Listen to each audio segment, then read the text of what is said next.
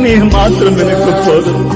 என்னுடைய பலவீனத்திலே நீரே எனக்கு பலனாயிருந்து, நான் தனிமையில் இருந்த போது நீரே என் தகப்பனாயிருந்து, நான் நோயுற்று இருந்த போது நீரே என் வைத்தியராயிருந்து, நீர் எனக்கு போதும், நீர் எனக்கு போதும். நீர் மாத்திரம் போதும், நீர் மாத்திரம் போதும், நீர் மாத்திரம் போதும்.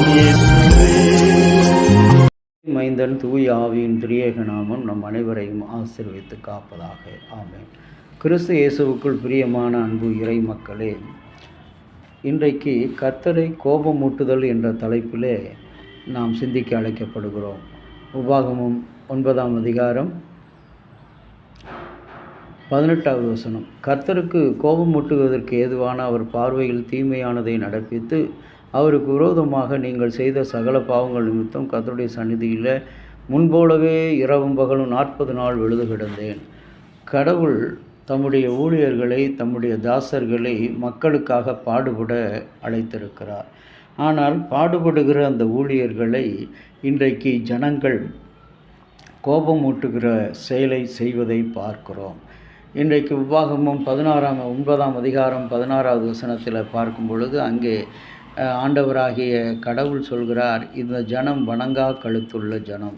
நமது தமிழகத்தில் ஒரு பழமொழி ஒன்றை சொல்வார்கள், செருப்பை கொண்டு அடித்தாலும் ஜென்ம புத்தி மாறாது என்று சொல்வார்கள். இன்றைக்கு ஜாதியத்தை எடுத்துக்கொண்டாலும் சரி, சிந்தனை எடுத்துக்கொண்டாலும் சரி, எதை எடுத்துக்கொண்டாலும் அந்த ஜென்ம புத்தி.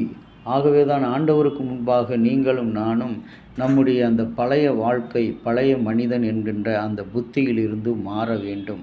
கடவுளை கோபமூட்டியதுனால அந்த மோசே கொண்டு வந்த 2 கற்பலைகளும் தூக்கி கண்களுக்கு முன்பாகவே உடைத்து போட்டு அந்த ஜனங்கள் வணங்கா கழுத்துள்ள ஜனங்கள் என்று கோபப்படுத்துகிறார். இன்றைக்கு கர்த்தருக்கு விரோதமாக கோபமூட்டுகிற சந்ததியாக, ஆதாம் ஏவாளின் சந்ததியாக, சகைவினுடைய சந்ததியாக, யூதாஸின் சந்ததியாக நாம் வாழ்ந்து கொண்டிருக்கிறோம். ஆனால் கர்த்தருக்கு கோபமூட்டும் பொழுது அவர் நம்மை உடைத்து போடுகிறவராக இருக்கிறார். கடவுளுக்கு, எல்லாம் வல்ல கடவுளுக்கு கோபப்படுத்துகிற, கர்த்தருடைய ஊழியக்காரனாய் ஆசாரியரை கோபப்படுத்துகிற செயல்கள் இன்றைக்கு திருச்சபைகளிலும் குருசேகரங்களிலும் பார்க்கும்போது அங்கே தலைவர்கள் இன்றைக்கு கோபப்படுத்தப்படுகிறார்கள். அங்கே பெரிய தலைவர்கள் அங்கே தன்னுடைய நோய் வாய்க்காக அங்கே துன்பப்படுத்தப்படுகிறதை பார்க்கிறோம். ஆகவே அன்பான இறை மக்களே, நீ கர்த்தரை கோபமூட்டினால் கர்த்தருடைய கோபம் உன் மீது பற்றி எரியும் என்பதை மறந்து போய்விட வேண்டாம். இதைத்தான் இந்த உபாகமம் இஸ்ரவேல் மக்களுக்குரிய சட்டமாக இந்த மோசே பயன்படுத்துவதை பார்க்கிறோம். கர்த்தருக்கு விரோதமாக கோபமூட்டினவர்கள். ஏனென்றால் நாம் கடவுளுக்கு பாவத்தின் பிறப்பாக இருக்கிறோம். ஆனாலும் கூட கடவுளை நம்முடைய செயலாலே, சிந்தனையாலே, நம்முடைய நடவடிக்கைகளால், நம்முடைய பேச்சுக்களால் அவரை கோபப்படுத்துகிறோம். ஒருவருக்கு விரோதமாக, ஒருவருக்கு தெரியாமல் ஒருவரிடம் நாம் பொய் சாட்சி சொல்வது, தவறாக பேசுவது, பிறருக்கு கோபமாக பிறரிடத்தில் பழகுவது, இவற்றை நாம் வெறுத்து ஒதுக்க அழைக்கப்படுகிறோம்.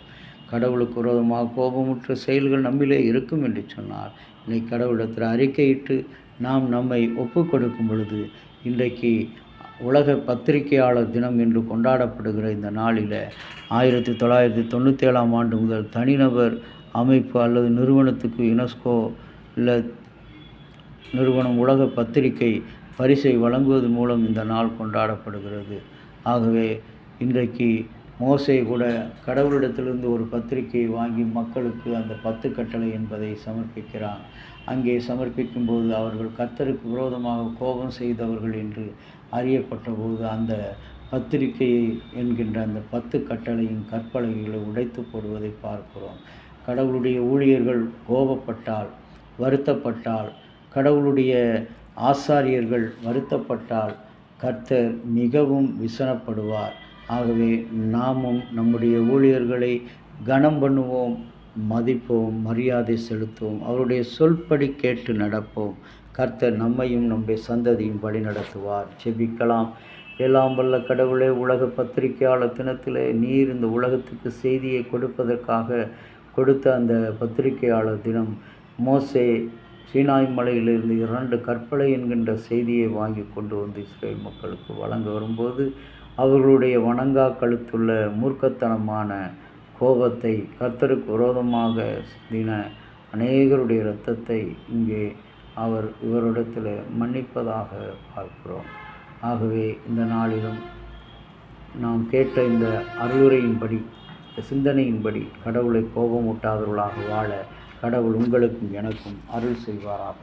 ஆமேன். தந்தையாகிய கடவுளின் அன்பும் மைந்தராகிய இயேசுனுடைய அருளும் பரிசுத்த ஆவியினுடைய நல்ல உறவும் பாதுகாப்பு உங்கள் அனைவரோடு இருப்பதாக. ஆமேன்.